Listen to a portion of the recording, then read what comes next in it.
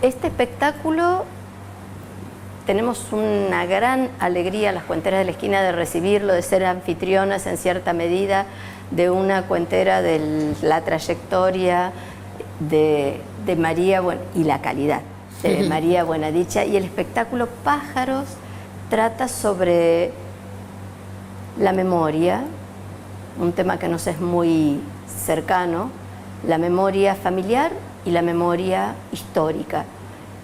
Ancla en un hecho de la vida de María y llega desde 1936 hasta la actualidad. Y es imperdible, se los recomendamos calurosamente. Nos gusta mucho como cuenteras de la esquina no solo contar, sino también traer la oportunidad de que el público se aficione a escuchar a distintos narradores, distintas narradoras. Bien, ¿y cómo llega Estela hasta aquí? ¿Convocada por vos? María llegó... María, perdón. Sí. María fue invitada por el Encuentro Internacional de Cuenteros y Cuentacuentos que se hace en la Feria Internacional del Libro de Buenos Aires, y nosotras tenemos un vínculo porque participamos de un mismo taller, y entonces varias compañeras y compañeros queríamos tener a María contando pájaros en nuestras ciudades, así que armamos una mini gira y aquí está. Bien, bueno María, bienvenida. Muchas gracias. ¿Esta mini gira empieza por aquí, por Junín, o ya has estado en otros lugares de la región? Estuve en la Feria del Libro, en el encuentro, he tenido una actuación allá en Buenos Aires en el Teatro El Grito, y ahora acabo de hacer la segunda de Pájaros, sí, acá en Argentina. Bien, Pájaros, que como dijo Estela, trata sobre algo que tiene que ver con tu historia. Hablamos de la Guerra Civil Española, dijo desde 1936 hasta la actualidad. Obviamente sin spoilear, para que la gente vaya a verla y disfrute de esa gran obra. Ella, Estela, me estuvo hablando ayer justamente. Es una pena, no la voy a poder ir a ver porque tengo otro compromiso, tenía muchas ganas, pero bueno, contanos un poco de qué se trata, como para adentrarnos en el tema. Pues es una historia familiar. Mi padre es huérfano de guerra. Su padre fue represaliado al comienzo de la Guerra Civil en la zona de mi pueblo, en Piedrahíta, Ávila. Y hubo mucho tiempo de silencio, quizá porque tampoco preguntaba a nadie, porque en España también la memoria está como bastante más silenciada que acá. Y llegó un momento en el que yo pues empecé a interesarme mucho por el tema, a preguntar, y a partir de ahí pues ya aparecieron muchos documentos, cartas, historias, canciones, artículos que había escrito mi abuelo, libros que él tenía, a través de los cuales yo he podido conocerle un poco más, porque yo apenas sabía nada. Yo pregunté más o menos con unos 30 años, cuando yo pedí a mi padre que por favor me contara, y a partir de ahí, bueno, empezó a aparecer toda la historia, y conocí a una persona muy especial, que era mi abuelo, que yo no le pude conocer en vida, pero he podido saber mucho sobre él. También era artista, contaba historias, hacía teatro, pintaba. Él era oficial de correos, pero todo esto también lo hacía. Claro, ese era su trabajo, el de ser oficial de correos, digamos. Todo esto que acabas de nombrar es lo que le gustaba, digamos, lo que se dedicaba de alguna manera también para despuntar el vicio. Y tu papá, me dijiste, ¿tu papá qué edad tenía cuando murió, cuando mataron al...? Él tenía 6 años. Claro, era muy chiquito, entonces me imagino que cuando vos le preguntás a tu papá, no tenía demasiado para contarte.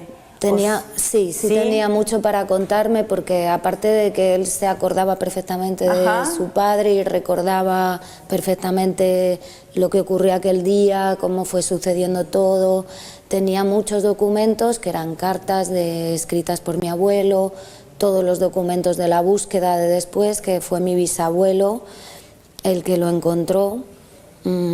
Comunicándose con unas personas, con otras. Esas cartas las tenemos todavía. Y luego, aparte, mi padre trabajó en la Administración de Justicia y trabajó durante muchos años en mi pueblo, y allí pudo hacer una investigación, acceder a expedientes que había de todas las personas que habían sido represaliadas, y los expedientes que quedaban, que realmente era la punta del iceberg, Sí. Pero rescató muchos nombres de personas fusiladas, de sus viudas, de lo que les hicieron después, ¿no? Porque luego, después de desaparecer a las personas, lo que hacían era abrirles expedientes y se les multaba. Entonces eran las familias las que tenían que pagar esas multas, ¿no? Hubo como una persecución que fue más allá de la muerte. Claro. ¿Y los restos de tu abuelo los encontraron? Encontraron dónde está enterrado. Ajá. Está enterrado en una fosa común que no está intervenida, esa fosa. No se sabe claramente cuántas personas hay, pero puede haber más de 20 personas. ¿Y por qué decís que allá en España hay menos memoria que acá en relación a, si comparamos, ¿no?, la Guerra Civil Española con la dictadura militar Sí, argentina? Yo lo que siento es que cuando he contado esta historia en España, incluso a amigos, no ha sido igual recibida que acá. Yo conocí a Estela a través de una pantalla en un taller virtual en el que yo era la única española. Es un taller que imparte Juan Tapia, que es un gran narrador también, que vive en Buenos Aires. Y en cuanto yo comencé a contar esta historia, noté que se recibía de otra manera, con mucha más empatía. Claro. Y como con más conciencia por toda la historia que también tiene Argentina. En España no ha habido juicios a los culpables. Mi padre, en democracia, ya después de 40 años de dictadura franquista, ha llegado a encontrarse con uno de los asesinos, ya nacida yo, 40 años después, allí en una sala de espera del médico. Sí. Han sido guardias civiles, han estado toda la vida viéndolos por el pueblo. Claro, porque es un pueblo. Sí, justamente, sí, yo me he criado entre una ciudad pequeñita, que es Ávila, y Piedrahíta, que es un pueblo de la provincia. Y bueno, pues lo mismo, la viuda de mi abuelo, pues también toda la vida los tuvo encontrándoselos por las calles. Todo el pueblo sabía quiénes eran. Sin poder hacer nada. Sin poder hacer nada, porque luego ya el fascismo ganó la guerra y se quedó el franquismo durante 40 años en España. Así que, bueno, hay un trabajo importante de memoria que hacer y todavía mi generación y generaciones más jóvenes tienen una versión como que, bueno, que lo que llaman acá la teoría de los dos demonios, ¿no? Es un poco lo que hay allá. Entonces nunca se ha condenado firmemente lo que pasó, a pesar de que muchas eran personas completamente inocentes, labradores, muchísimos maestros, se acabó con muchos maestros, sí. Gente del campo. Bueno, en Correos también hubo mucha gente que llamaban depuración, ¿no? Depuraban lo que era todo el colectivo que daban clases en las escuelas, que pertenecían también al funcionariado público, ¿no? Y fue muy tremendo, sí. ¿Y vos, María, cuándo decidiste, una vez que, bueno, tu padre inicia la investigación, vos continuás porque querés saber más, ¿cuándo decidiste comenzar a contarlo? De esta manera, ¿en qué lo haces? Narrando. Yo, pues hace 15 años más o menos es cuando yo me pregunto qué pasó. Porque yo sabía que tenía un abuelo que había muerto en la guerra, pero era como una cosa lejana, de la que casi no se hablaba.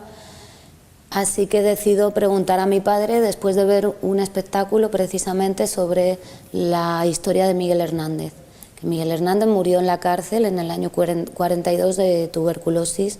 Murió allá, vi un espectáculo hermoso de un narrador de allá, español, de Garzón, que pudo conocer a Josefina Manresa, la mujer de Miguel Hernández, y ella le contó toda la historia de primera mano, le enseñó las cartas que le había escrito Miguel desde diferentes cárceles de España, y a partir de ahí yo me reencuentro con la poesía de Miguel y me pregunto qué pasó con mi abuelo, pregunto a mi padre, y mi padre me escribe este documento que él llamó Algunos desastres de una guerra, donde tiene allí todos los nombres, y muchas experiencias personales también.